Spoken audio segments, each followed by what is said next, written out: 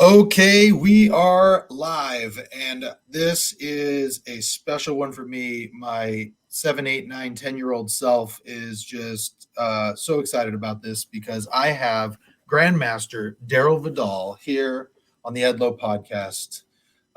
So what do I call you? Do I call you Grandmaster? Do I call you Mr. No, Vidal? no, you can just call me Daryl. Yeah, All really. right. The whole Okay. Grandmaster thing is something that Yeah.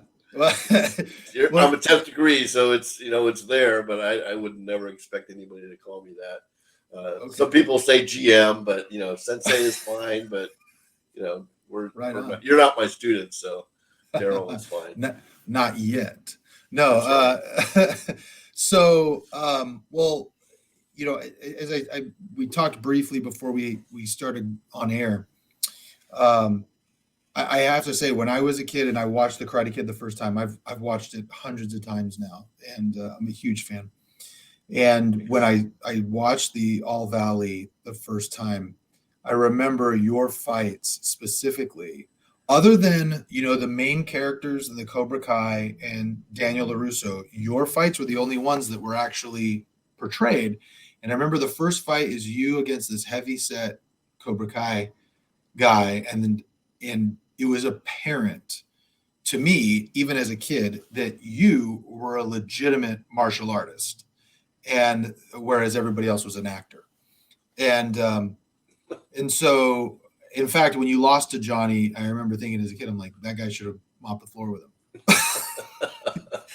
And I'm sure I, you. I I appreciate that, and yeah, thank you. But it is pretty clear, when you train, and then you have other people who don't train. I always said it's kind of funny to watch non-karate people do karate Uh-huh. because they don't know what they're doing, and so people are telling them, "Oh, do this, do that," and we're going to choreograph this fight scene with and then so they don't have a lot of that natural, uh, the interaction that comes from sparring with people or uh, you know interacting with them. And actors, they can't spar because they don't want to risk getting hurt, so Right. they're actually not allowed to. Yeah, well, it's funny because I know I mentioned off air. I do pro wrestling, and there's Yeah. always a guy who will come into a wrestling school and be like, "I was trained by this guy or that guy." You're like, "Okay," and then they get in the ring, and within 30 seconds, you're like, "This guy doesn't know what he's doing." Right? And I Right. got to imagine there's a lot of fake black belts out there Oh, that oh, yeah. you probably you Just go on probably could. YouTube. Yeah, yeah, and you can tell, I'm sure, really quickly who's legit and who's not. And so, Well, I mean, it's funny because now that you mention it like that, I can't say I know a lot of fake black belts. I mean, I joke that you could see them on YouTube, but the people that I tend to run into, either they own their own studio, or they've been training for years and years, and that's why I know them. So I think I know more legit martial artists than I do, fake martial artists. Although we know that they're out there. I mean, there's so many, studios on every corner that you know it's probably obvious to question some of them, to be a little skeptical. But I try yeah, not to cop an attitude about other people, and just let them do what they do, right? well, that's probably a healthier way to handle it. Yeah, yeah, yeah. So now, if you're a 10th degree Kenpo black belt, Yeah. right, Mhm. and you also cross trained, right?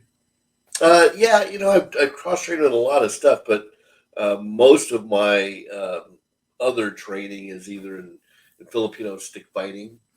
Mhm. I wrestled too. I wrestled in high school, so that's just straight up regular old wrestling. And then I boxed for 3 years in that same time frame. So that's kind of like my different flavors. And then Wing Chun, I studied Wing Chun with a couple of different people. So Wow. Now, what was it that drew you to martial arts? well, I think as a little skinny little kid, growing up around mostly white neighborhood, you're that. you're that Asian. Well, first of all, I'm the only Asian, so I think Right. back then, if you're Asian, you're supposed to do martial arts, right? at least at least that's what everybody thought. They would say, "Hey, do you know karate?" Yeah. Well, I better fulfill this stereotype.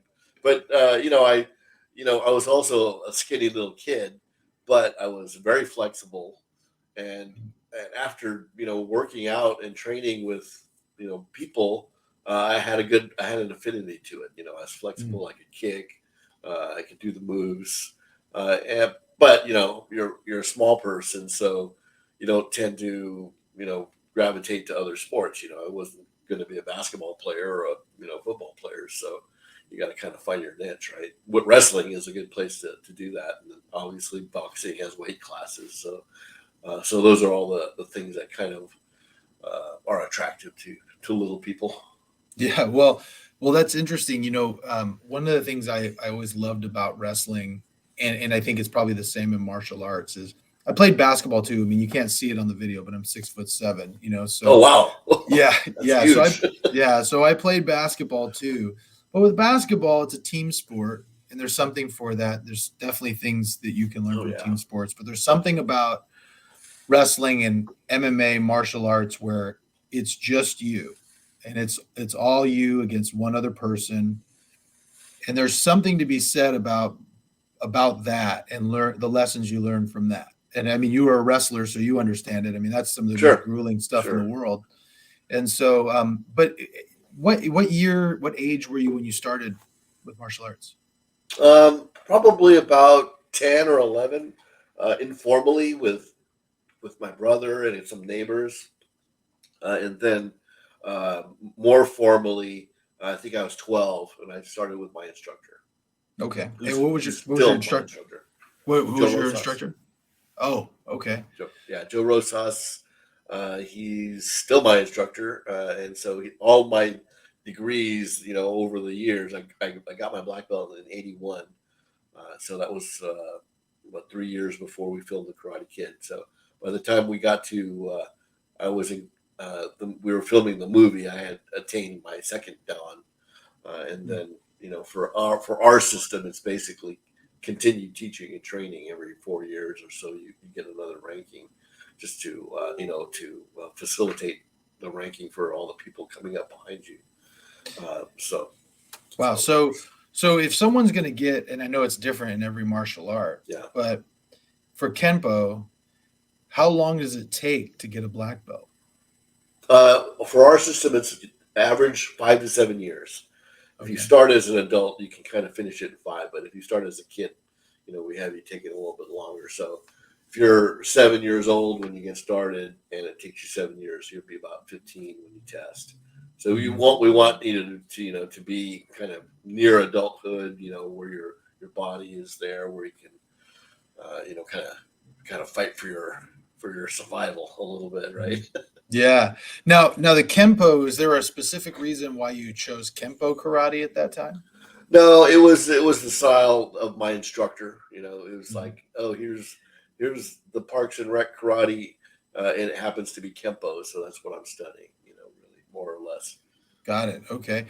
And I have to ask this because I know when I was a kid, I mean, I was pretty rough and tumble. I liked to Sure, wrestle around and mess with people. And especially at 6'7", right, it was a you lot rest. easier. Yeah, Yeah, you're it just was a trying to lot. take people, toss them aside like this. Yeah, it was a lot easier when you're this size. But with this, it's so funny because I remember as a kid, like every studio you went to, it was taekwondo, karate. But then with MMA on the rise, now everything is jujitsu, Muay Right. Thai. Do you think that if MMA was as prevalent back when you were coming up, do you think you would have been more interested in some of those other traditions? Um, you know, it's a good question, and remember that I don't know how much you know about Bruce Lee, but Bruce Lee cross trained. He did kung fu, and then he boxed.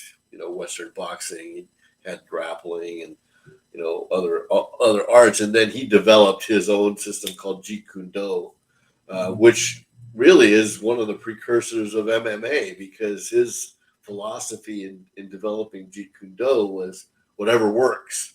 You know, Mm-hmm. he used boxing and kicking and takedowns and grappling and whatever. He tried to bring it all together. So a lot of people agree that Jeet Kune Do was one of the early concepts of MMA, but I don't think he had all the training in the the Brazilian style jiu-jitsu, which is all the ground fighting and some of that he brought to it. But so to answer your question, um, I think back then my thing was focus on what I was doing, which Kenpo, and then kind of branch out like Bruce Lee did, because he was my hero, Mm. and he boxed, and he wrestled, and he did Wing Chun. So that's kind of what I did, and Mm-hmm. then stick fighting, Filipino stick fighting was kind of something was always around me in our family. So it's something that I gravitate towards and continue to train in. So all those different factors are easy to meld together, if you will, Mm. and become like its own thing. But yeah. So I know a lot of people my age in particular, when especially a lot of the wrestlers, they've cross trained in different martial arts too, and they always say, they're like, man, I wish MMA was around because I would have liked to have tried it. Was that something that you think that you would have tried? I mean, you did tournament fighting, right? So would Yeah, I that be did. I something? did tournament fighting, and I had a couple of boxing matches. I think I would. I mean, yes. The answer is yes, because um, the reason I started boxing was so I could get into kickboxing, Mm-hmm. and then make an attempt to compete in that. And that didn't really go anywhere because I didn't have any place to do it. So I Mm-hmm. boxed, and we had a boxing club there in my hometown, but there was no channel to get into kickboxing. I had to kind of go to LA if to get that level of competition. So that was what I was trying to do, but then Karate Kid happened, and then life happened, and work happened, and all that kind of stuff. And realistically, you don't think about that level of training if you're also working a full time job. Right. No, I hear So, you. I hear you. but That I was, mean, like anybody, that how sore you are after, yeah. especially with what you're doing. Yeah, well, and that was the thing, right? I mean, for me, when I was wrestling, I did it for that year, 18 to 19, and then I went on my mission. And my thought in my head was that, yeah, I'm going to come back after 2 years, I'm going to get right back into it. But then you go to school, and then you're working, and you're trying to get a life together. You start having kids, you start doing those Yeah, things. And then you're like, exactly. then next thing you know, 10, 15 years have passed, and you're like, well, that was that, Yep. No, And I know so, it just flies by. So right. whatever, what all those grand plans, they if you don't stick with them, then they fly Yeah. by. So Yeah. I understand. Well, maybe you could talk about what has Kenpo and martial arts in general meant to your life? Um, I mean, it's a great question, and it's hard to separate the two because I really don't know a life without training, right? Because I started when I was young. As soon as I got my black belt, I started teaching with my instructor. As soon as I moved away from him, I started my own dojo here through the Parks and Rec. So really, all my life, I've been training. Uh, but I do recognize that there's an impact. There's a Hmm. community impact, right? All the people, all the students, and you get to see, you get the sense of having touched all these people, and not only touched them but punched them in the face probably too.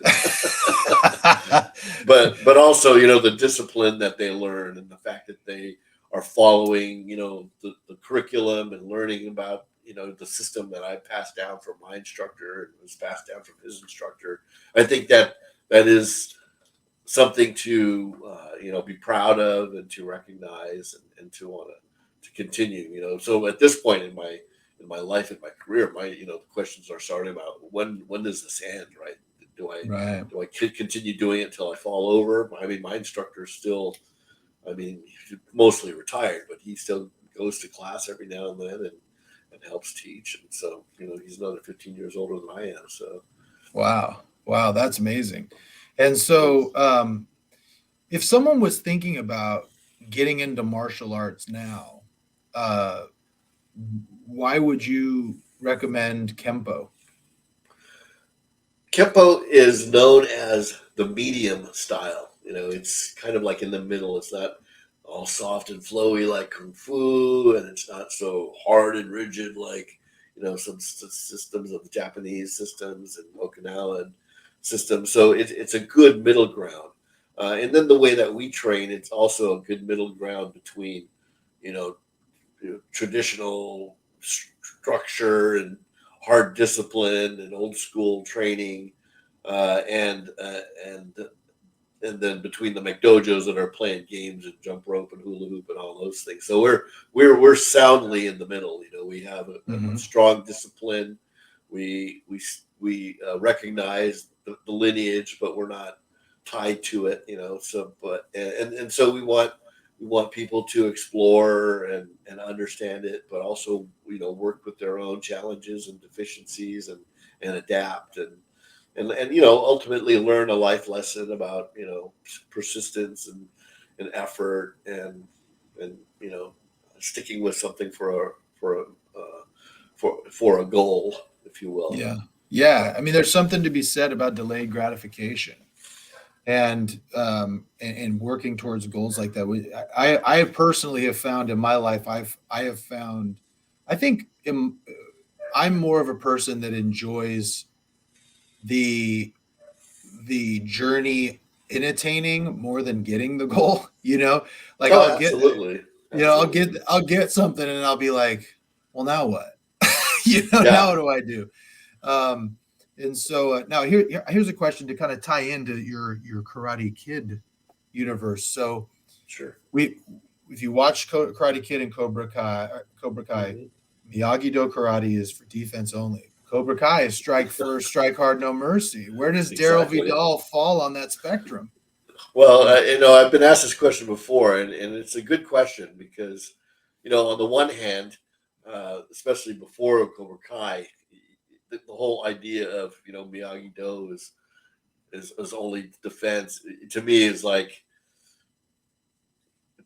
I guess it's a little bit, I don't want to call it corny, but what's to say, it's a little ambitious, right? If you're living the life, you're studying martial arts, it can't always be defensive. And Yeah. then the way that I practice, that we train and teach, is offensive. If the Mhm. fact that you're standing in front of somebody in a fighting stance means that I better take the initiative. So Mhm. the Mhm. way that we train in sparring is, first one off is probably going to score. The guy who's moving forward and striking is probably going to be dominating. The guy who Mhm. controls the tempo and the range is going to be in control of the fight. So I try to, instill this very aggressive and be first type of attitude when we're sparring, and then even in our training, we try to keep our training, you know, a lot of calisthenics, a lot of kicking and punching and striking, and and then trying to stick to a lot of the old school stuff. So I think um, a lot of the way of the what Kempo means, way of the fist or law of the fist, Mhm. and so there is a balance. On the one hand, we're not so aggressive that we're going after people on the street, right? Right. I'm not gonna be like that. In fact, this as well, especially being 6'7", is that having those type of skills makes you more passive, less Mhm. aggressive, and Yeah. that's the way that we tend to be. Is after you train a little bit, it's like, oh, don't mess around with me. I don't want to be silly with you, and Mhm. so you tend to kind of sit back and let things watch things happen and let things happen. Yeah. Um, yeah, but in terms of the Miyagi Do versus Cobra Kai, it's in the middle. Mhm. Miyagi Do is a good way to live your life, whereas Cobra Kai is a way to spar and fight. Yeah. Well, and that's kind of what I've thought, especially as Cobra Kai has shown. what I love about the Cobra Kai series is it shows you the flip side. You know, the Karate Kid is shown from the perspective of Daniel LaRusso, but Cobra Kai Right. is shown from the perspective of Johnny. And when you Exactly. see that, you go, okay, like there is a time when that is necessary. It's almost like you don't want to be the one to start the fight, but if you're the one who's in the fight, you got to finish it. And Exactly. Exactly. and that's what I've noticed. Over my life, I've had a few scuffles here and there, and when you have them, Who it's scuffles funny. with someone 6'7"? I gotta say, this is funny. If you ever go, like, I love live music, and you go to bars and things like that. And what's funny about being my size is when you show up at a bar and people start drinking, there's always a guy, and I could pick him out at probably 9 o'clock. There's a guy who, when he gets a little liquid courage, he goes after the biggest guy in the room. Wow. I don't know And who those big guys are, but and so there's been a couple of times, and some of my friends have noticed, because just being my size, you walk into the room and people notice you, right? And right. so there's always somebody who comes up to me and says, "How tall are you? Did you play basketball?" I always tend Right. to, but I can pick the ones out. They're usually the ones who are real handsy and aggressive, and I go, "Oh boy, I got to watch this guy, because if he, Yeah. around 11 o'clock, he's going to start messing with people." And and so, but yeah, I remember one time this guy, he just wouldn't stop, and I was like, "Do you have a death wish?" You know what I mean? Like, I don't understand like what you're doing, because he was like 5'6". You know what I mean? It Oh just yeah. And so, but yeah, I've noticed though that it's funny, because those guys, they always want to push, but then they're surprised if you throw something. Yeah. They're Well. not ready for that. And so Yeah. it's Liquid courage is not a good substitute for training and and really working out. So it's one yeah, thing if you train and work out and then have some liquid courage, but if you don't and then get some liquid courage, right. it's not Yeah, not right, good a right. formula for Well, success. well, and it's always fun too to watch, because, like I said, I've been around a bunch of guys who do this, and it's fun to watch people who think they're tough but don't really know how to fight. And when they come up against somebody who, like you, who knows, I mean, you've been a boxer, a wrestler, you're 10th degree black belt, your stuff. Real easy to stop a guy who doesn't know what he's doing if you know what you're doing. So, It can but be. It can be, right? But someone can always steal on you, right? Or mhm. catch you from behind. So No, got to be wary. Yeah. yeah, that's a good point. Well, so tell me, how did you come to be a part of Karate Kid? Okay, that's a good. It's actually why I call it a true Hollywood story because I, as I started coming up through the ranks, I was competing a lot, and I could do all those kicks that you see in the movie. I actually would compete with the kata. You know what kata is, right? When Mm-hmm. you're doing a demonstration by yourself. Well, that's a whole class of competition in tournaments, and I had created this kata that had basically every kick that you see me do in the Karate Kid was in this kata. I Oh, would go, nice. I would do this jump kick, I would do this spin kick, and then fall down and do this kick, and then those windmill kicks. And then the whole idea was, show off my talent on the off chance that, somebody sees me, I'll be the next Bruce Lee, because I am in Mhm. LA, right? So, Right. sure enough, I'm in LA and I'm doing that kata, and director comes up to me who was the director of Rocky, right? John Hmm. Edmondson. I didn't know it Yeah. at the time, and he basically says, "How'd you like to be in a movie?" Of course, I Yeah. want to be in a movie. You'll be Yeah. the next Bruce Lee. So that's how it happened. And Yeah. there was no audition or anything per se. That was the audition. They invited me back, and the next thing I know, I'm in the rehearsal. In whatever Columbia Pictures over there in Burbank, and meeting guys like Pat Johnson and Jerry Weintraub and Yeah. the director and the writer. So yeah, it just kind of thrust into the whole thing in a matter of days. Man, that's crazy. And it's funny you bring up that connection to Rocky, because that's actually my favorite movie of all time is Rocky, that series.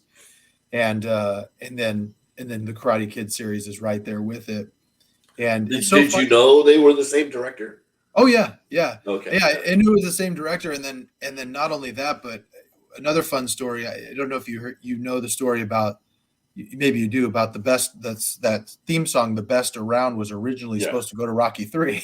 that's You right. know, I do know that. Yeah. yeah. And so that's just a fun, interesting thing how they choose that Eye of the Tiger. And now this song is synonymous with the Karate Kid. Right. Right. I couldn't even imagine it being in Rocky.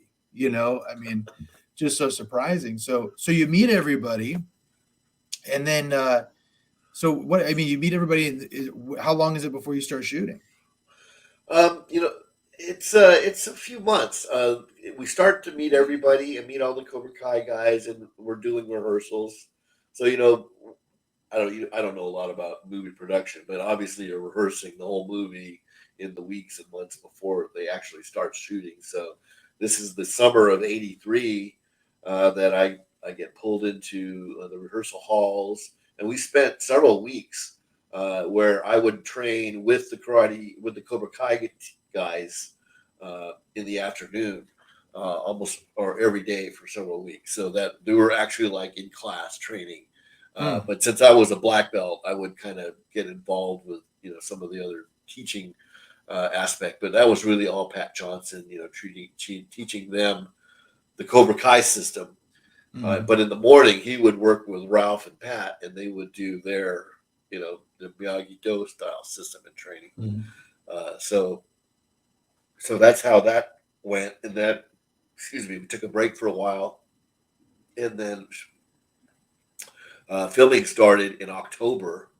And so, like the beach scene and the soccer scene that you could see, that was in Malibu in October. So those were waves coming in, Yeah. and getting a little cold. But that was in October, and then all those karate tournament scenes were done in December, and we actually finished filming uh, almost all the major stuff on New Year's Eve, December 31st of 1983.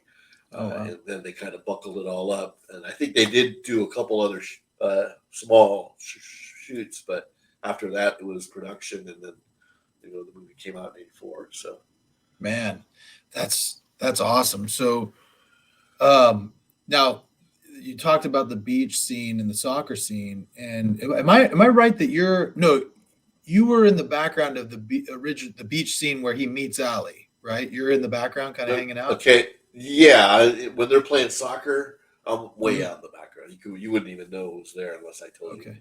But I'm Yeah. also, the old man on doing the karate Right. technique, right? You know Right. that. Right. Well, that's what I was gonna say. The big thing was that, if I'm not mistaken, you actually kind of helped create the grain kick, right? Yeah, yeah. I was in the sound stage with uh, the writer, Robert Mark Kamen, and the director, John Alvinson and Pat Johnson. And they're telling me, okay, first of all, they're telling me, okay, you're going to be in this tournament. We're going to have you do these fights. So we're in the process of like choreographing little fight scenes with different guys, and then my fight with Johnny. But then they tell me that they're going to use me for this other part, the crane technique. Mhm. I said, well, what's a crane technique? They say, well, you're going to stand on one leg because remember the kid gets his leg injured, right? So Right. you're going to stand on one leg. And you're going to put your arms out to the side. And I'm like, why would you ever do that? Yeah. And the writer's like, because that's the train technique. And I'm like, better shut your mouth, and do what you're told. Yeah. So I said, okay, crane technique. And so arms out like this, standing up with one leg up. They say, okay, now we want you to jump and kick. Okay, well, they wanted me to jump. Okay, let's say if I'm standing with my left leg up, right? I'm standing on my right leg, my left leg is up. They wanted me to jump, kick with my right leg, and then land back on my right leg. And so, like, if I was to do it, I would do it this way. And so finally, after we did it for a while, I convinced them that that's what we call a double jump kick, where your knee is up, and then you kind of Mhm. jump and then kick and then land on the other leg. So if you watch real close, you'll see, oh yeah, he lands on the hurt leg, and then I switch real quick back into the stance where Right. I'm standing on the right leg. And then they basically said, okay, well, you got to do something with your hands. Right. Okay, so I came up with this, which is actually a Wing Chun guard. So use the Wing Chun guard, come down low, stand up tall, do the arm thing, do the kick, end up back here, and Hmm. so that's the crane technique. Wow. Yeah. So you had a hand in creating what is one of the most famous fictional karate moves of all Right. time. I was actually going to ask you. It's funny. One of the questions I wanted to ask you about this because I know, like I said, sometimes when we do wrestling, you'll there's some choreography obviously involved, and we would talk about matches, and there's a lot of time spent when you're talking to somebody where you're like, yeah, that doesn't make sense though.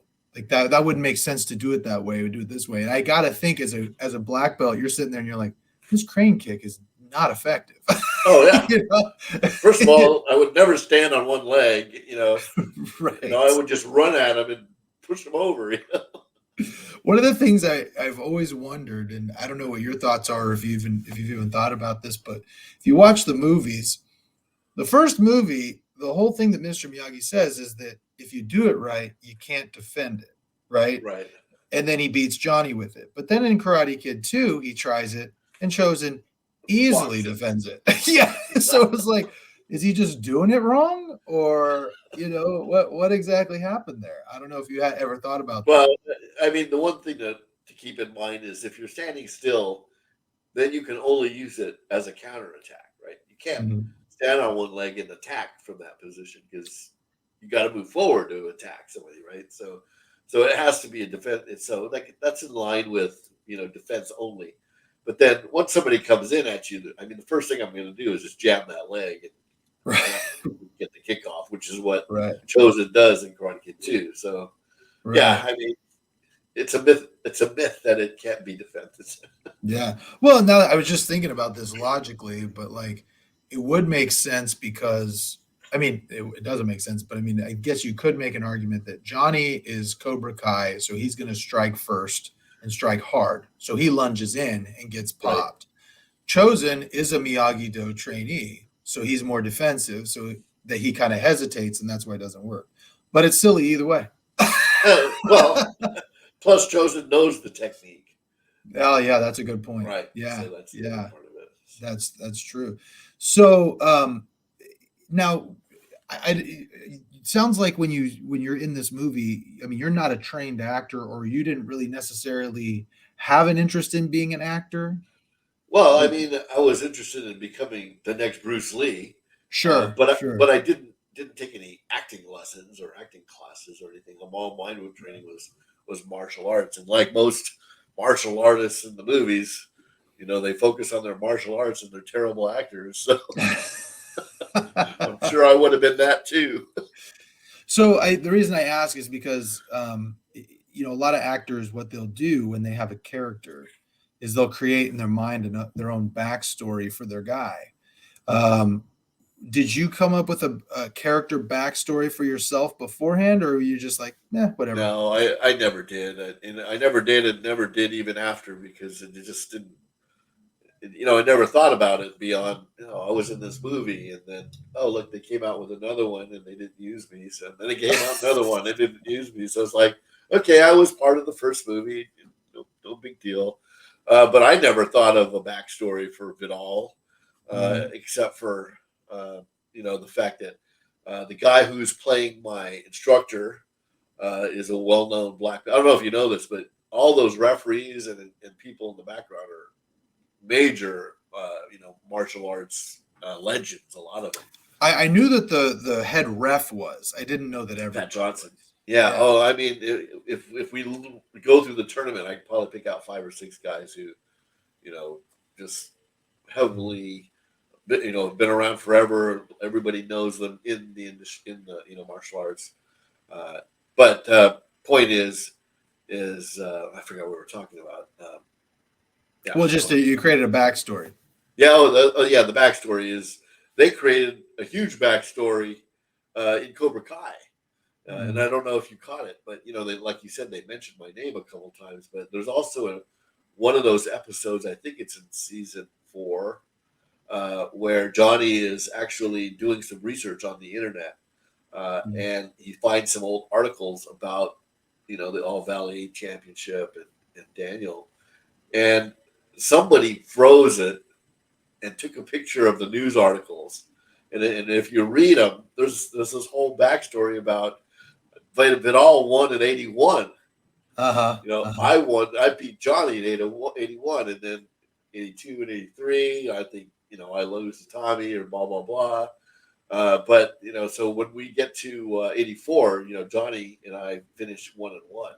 But Mm. I had never known any of that, and Yeah, that's one of the kind of things. fun. I think that's one of the things. If you watch the Cobra Kai series, is what's so impressive, is that they really dug deep into the backstories and used everybody's characters, Absolutely. really rounded out some of those guys. And there's so many Easter eggs that if you're a real fan, you catch. But if you can watch it, if you've never watched the first Karate Kid movies, you could watch the Cobra Kai and be entertained.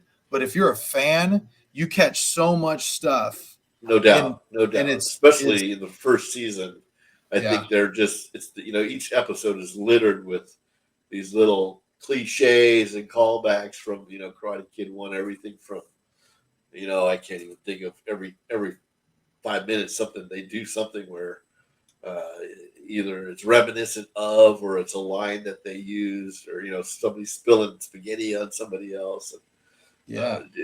I think that's the genius of especially that first season when they Yeah.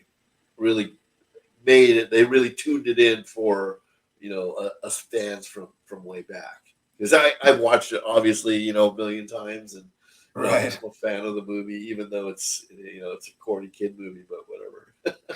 But the thing is you mentioned it's a corny kid movie, but it stands the test of time. I mean, the No doubt about that. kids today can watch it and get something from it, and it's a lot of fun. And like my kids have all seen it a bunch of times. They love it, and they've all watched Cobra Kai. They all love it. And yeah, I interviewed on another channel I do with a friend of mine. I interviewed Bo Mitchell, who plays kind of the heavier set bully that was with Kyler in the first season, and he mentioned Oh yeah, okay. he said on set the directors and writers would have an iPad with the movies loaded on it, and they'd say, well, he says it here, and they'd go back and watch to make sure that they were getting it right. I mean, they were really serious about doing it. Let me ask you, when you heard Cobra Kai was coming out, what did you think when you heard the concept? Were you excited about it, or were you concerned? Uh, Definitely not concerned. I was excited about it. I mean, for me, I always considered myself this lucky guy, because I never, after the movie came out and I went back to being a normal person, I never really thought, I was an actor or this person. I just happened to be in this movie, so many years ago. And it was really, 20, 25 years of kind of forgetting about the whole thing until Cobra Kai came back. And then, so first there were rumors, right? Oh, Will Smith is doing something with Karate Kid, and then they did the Karate Kid movie with his son. So it was like that was kind of like, oh well, whatever. No, Will Smith's still involved. He's doing something else.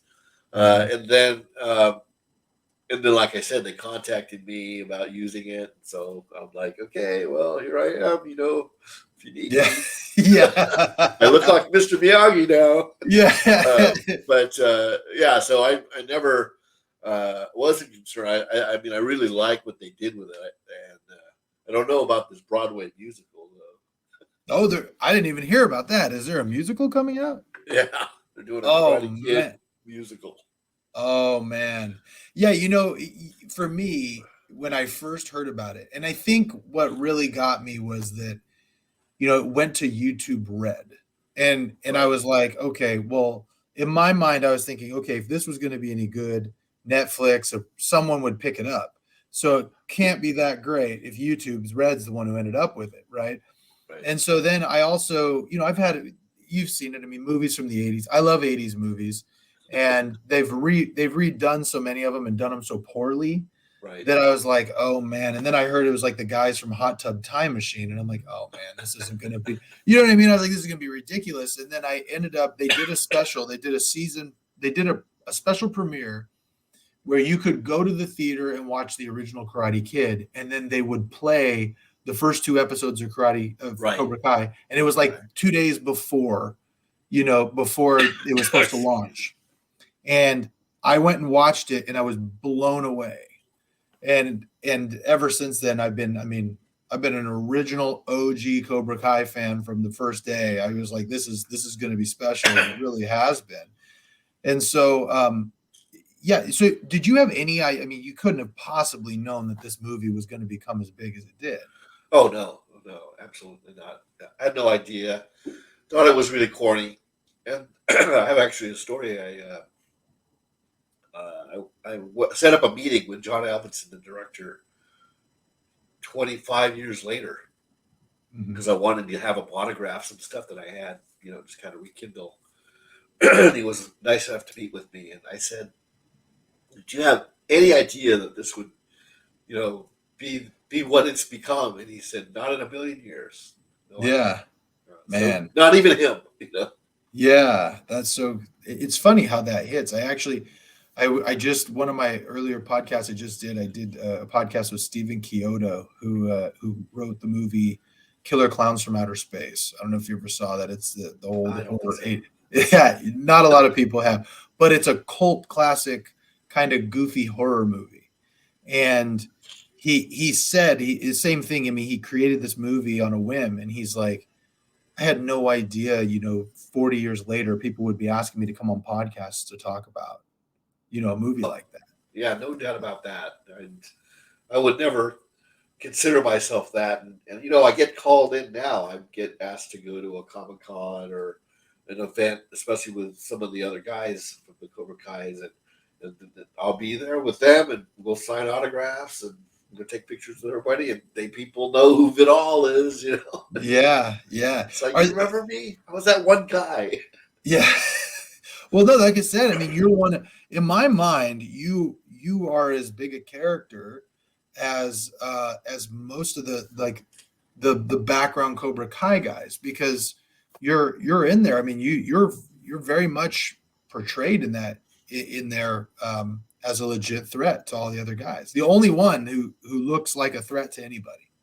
And so it's really kind of surprising that all these years later, do you so are you would you say you're friendly with anybody still from the Oh old? yeah, Yeah. absolutely. I just did an event a month ago with Ron Thomas, who Mm-hmm. played Bobby Brown, Mm-hmm. and he lives near me, so we play golf, and his daughter is young, so my kids are like adults.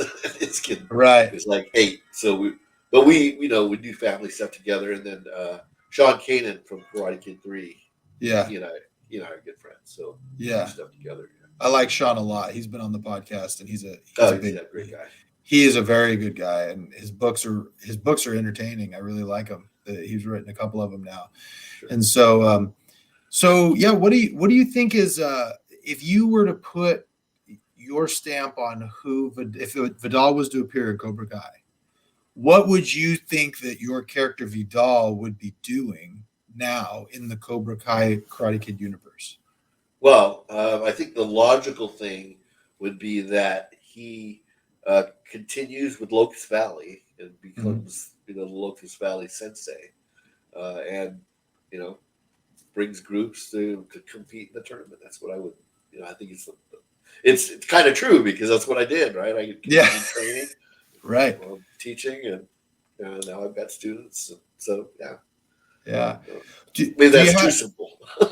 Well, do you think? Do you have any? What are some memories from recording or filming the show? Any good stories that you remember from being on set? Oh well, if you related something, I'm sure I would think of something. But I think the most memorable thing I can remember is just being so enthralled because I wasn't an actor, so getting thrown into Hollywood and all that it is, right? But when we did tournament scenes, it was the most amazing thing because they actually had the grandstands built around the stage, which was the ring, the red ring with the fist. They had the stage, and then around that they had 8 cameras running. Okay, they had Mm-hmm. 2 of them shooting through the stands. Mm-hmm. Then they had a big one on a big crane that they could kind of do these big panning shots. Then they had a guy down here and a slow motion guy there. And to me, that preparation, have 8 cameras running, they're all running film, right? And Yeah. the director saying, da, da, da, and then and then we do our choreographed fight. We do it like 5, 6 times over and over again, and people in the stand. It's amazing. It's like being a gladiator or something. Yeah. That was Man. that's really my most vivid memory was standing in that, kind of looking around at all these people.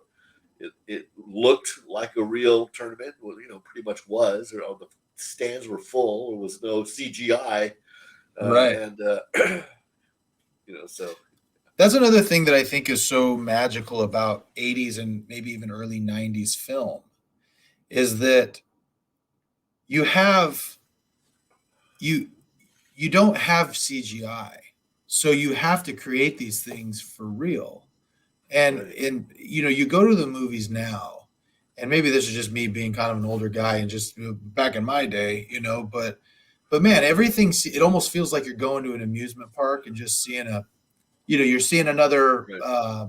I just went and saw Ant-Man, the next Marvel movie. Right. And I look at it and I'm like, this just looks like every other Star Wars, Marvel, Exactly. Everything's DC green movie. screen and wired guys and Yeah. people flying through the air.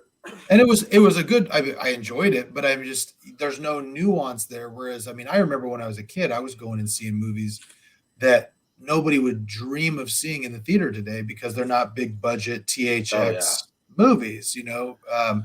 And Karate Kid's one of those where it's just a good story, a good film, and great acting. I mean, was there somebody there were you starstruck by anybody while you were there? Uh, I'm sure I was, but it's funny because first of all the kid actors, Ralph and all the Cobra Kai's, I'd never heard of them, so Right, they weren't. right. It's like, okay, you guys are the stars of this movie, whatever. Yeah. And it's called the Karate Kid. So the only person that I knew was Pat Rita, and Uh-huh. he was Arnold from Happy Days. Yeah, So yeah, it's like I gotta admit I wasn't really starstruck except for meeting people like Jerry Weintraub. right. These people who I'd known, and then even Fumio Demura, who he is. Mhm, mhm, He was the other. He did all the stunts for Mr. Miyagi's fight scenes, and he was a legend even back then. So, mhm, and I just saw him this last weekend. He's still around, mm. but meeting him was one of the highlights of the whole experience because he was already a legend and he still is, and I was this little black belt kid, who was there with him. Yeah, that's awesome. Now, did you get an opportunity at all to do anything in any other movies? Well, I did. I got called into a casting call for another movie, where they needed a Hawaiian guy, Mm, and the movie was called North Shore.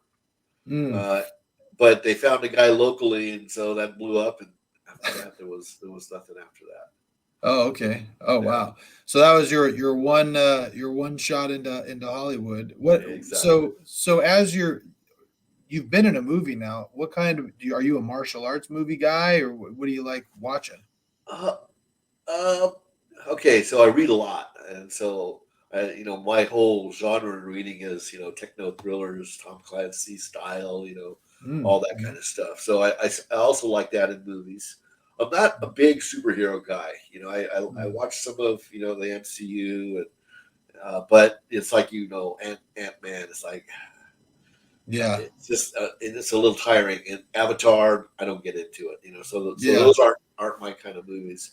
Uh, Martial arts movies, I'm very picky. Mm. So some of them, no interest. Crouching Mhm. Tiger, Hidden Dragon, never saw it. Really? You never Yeah, wa never saw you it. didn't you weren't Never interested in wanted that? to. No, no. Wow. Flying through the air and a love story. I need Did you that. like it like, they did Hero after that? Did you Never watch saw any it. of those? Really? Never saw it. Yeah, Wow. that was Jet Li though, right? Yeah, Yeah. Jet Li did Hero. Yeah. Or do you not like Jet Li? I wouldn't say that. I mean, I think I'm a big fan of his martial arts Mm, abilities, but I never really got into his movies, which mhm, is interesting because you'd think I would go and see all the martial arts movies. I think that there are several significant things that happened in martial arts movies over the past 20 years. In fact, I like to talk about what I think some of the most like revolutionary things that happen in martial arts movies, but a lot of the more popular ones I didn't never even really got into, like Jackie Chan. Here's a mhm, great martial artist, uh, mhm. but I didn't really like his movies because they were always comedic, and he was Yeah, always kind of silly. He would yeah, beat people up and then get his face kicked in and be silly about it. So it's like I didn't really get yeah, into that, but he's a yeah. phenomenal martial artist. Sure, sure. So What about, are you a Steven Seagal guy or a John Claude Van Damme guy? okay, so let's talk about that because Struck a chord.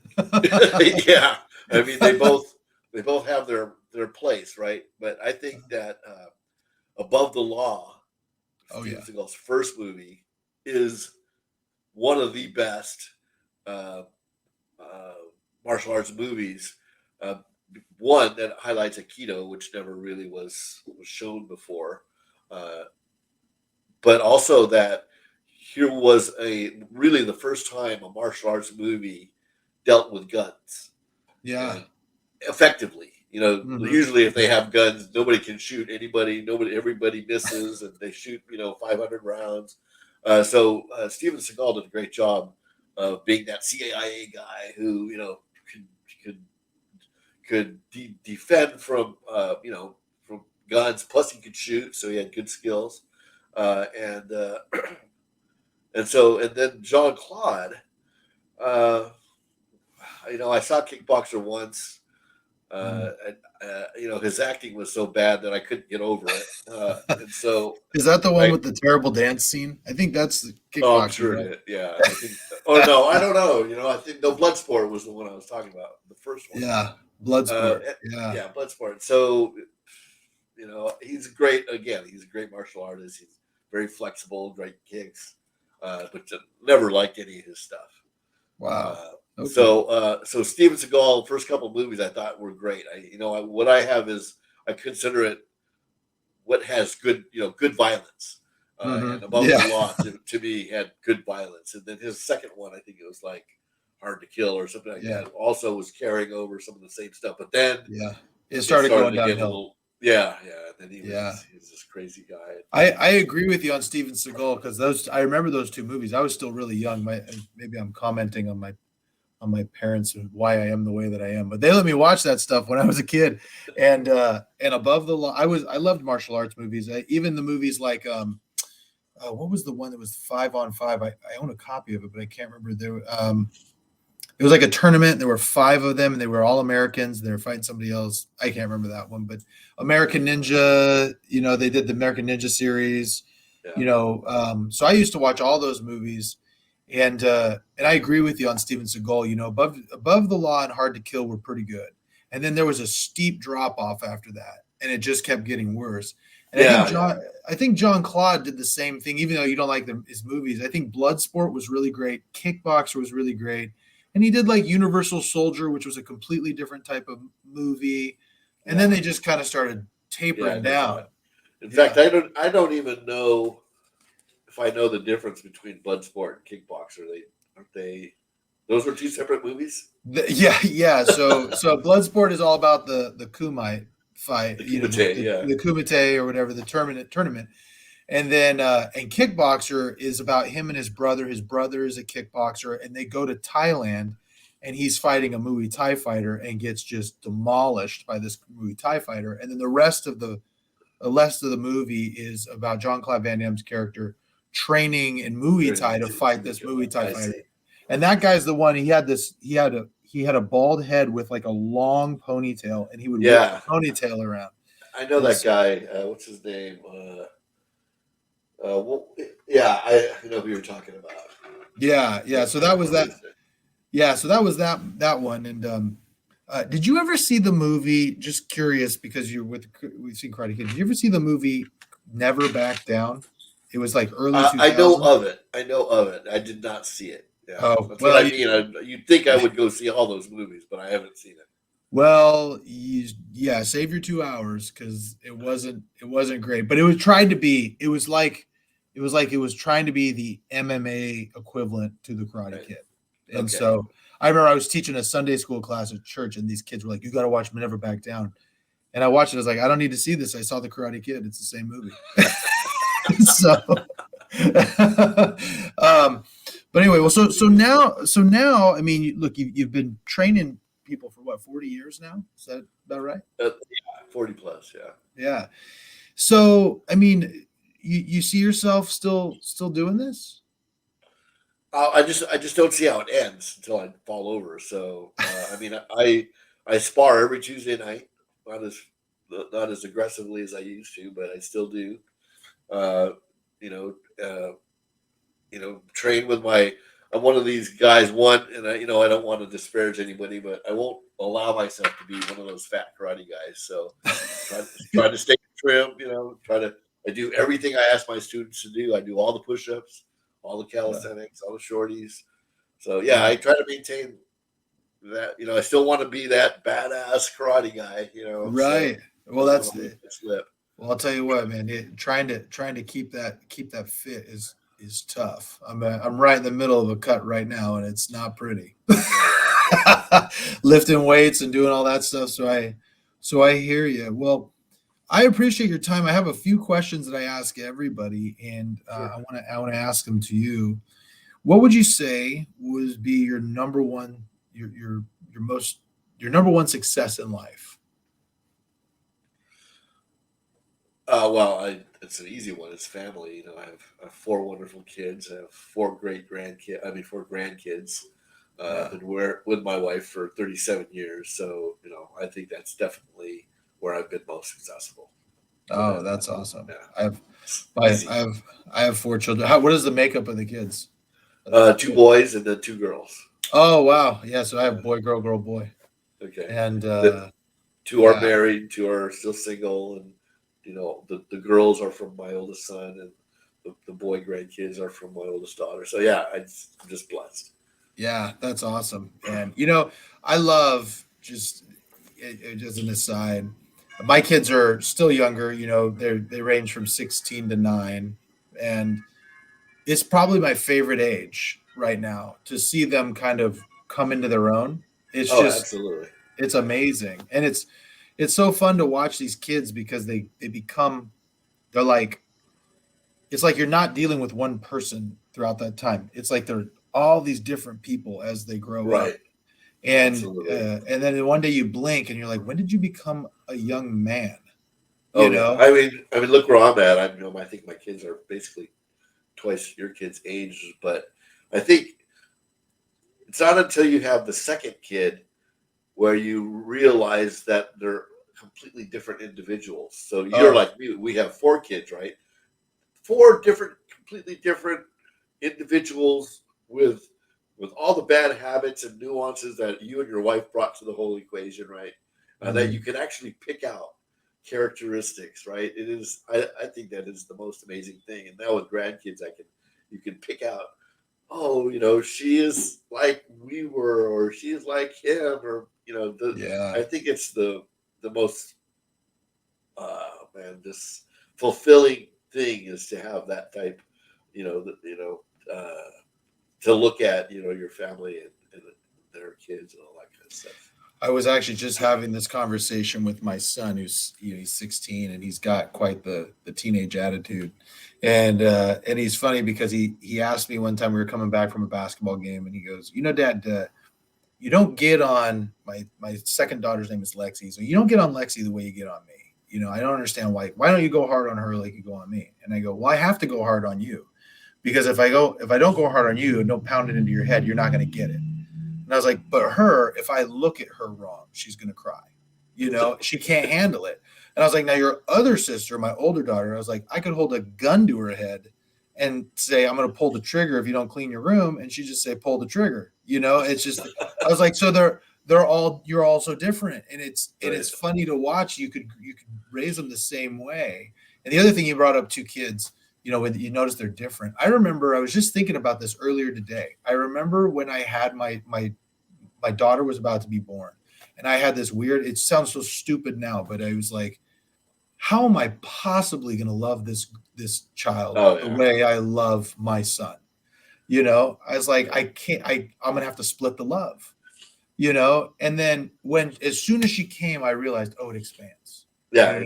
That's not even an issue. Yeah. And I was like, okay, it expands, that I'm going to be okay. So I asked that question. The next one, what would you say is your biggest failure, and what did you learn from it?